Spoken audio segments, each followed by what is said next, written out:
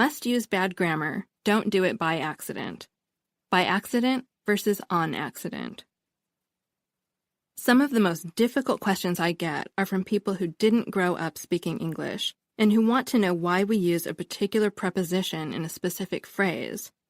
Why do we say I'm in bed instead of I'm on bed? Do people suffer from a disease or suffer with a disease? Are we in a restaurant or at a restaurant? I'm a native English speaker, so my first thought is usually something like, I don't know why, in bed just sounds right. And sometimes either option seems correct. But there's one question I am able to answer. Why do some people say on accident and some people say by accident? Because I was lucky enough to find an entire research paper on the topic, published by Leslie Barrett, a professor of linguistics at Indiana State University. Leslie Barrett, What Speakers Don't Notice, Language Changes Can Sneak In Innovation and Continuity in Language and Communication of Different Language Cultures. Editor Rudolf Muir, New York, Peter Lang, 2006. Also in Trans 16, 2005, http://www.inst.at/trans/16 Access June 13, 2007. According to Barrett's study, use of the two different versions appears to be distributed by age. Whereas on accident is common in people under 35, almost no one over 40 says on accident. Most older people say by accident. It's quite amazing. The study says that on is more prevalent under age 10. Both on and by are common between the ages of 10 and 35, and by is overwhelmingly preferred by those over 35. I'm over 35, and I definitely prefer by accident. An interesting conclusion from the paper is that although there are some hypotheses, nobody really knows why younger people all over the United States started saying on accident instead of by accident. For example, there's an idea that on accident is parallel to on purpose, but nobody has proven that children all across the country started speaking differently from their parents because they were seeking parallelism. Although I have no proof, I suspect that it must have something to do with nationwide media, since it's such a widespread, age-related phenomenon.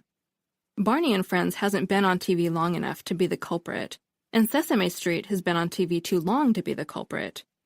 Really, all we can say is that it's just one of those language things that happens sometimes.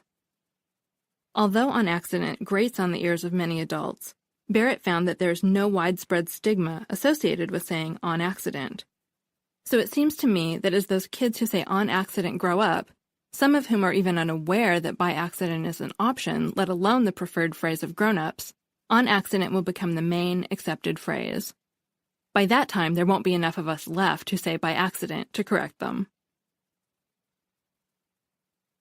The can-can dance. Can versus may. Legions of exasperated teachers have responded, "May I go to the bathroom?" when children raise their hands and ask, "Can I go to the bathroom?" Technically, can is used to ask if something is possible, and may is used to ask if something is permissible. So yes, those kids can go to the bathroom, we hope. What they need is to know if they have their teacher's permission to proceed, if they may go to the bathroom. Nevertheless, substituting can for may is done so commonly, it can hardly be considered wrong. This is what I call a cover letter grammar topic.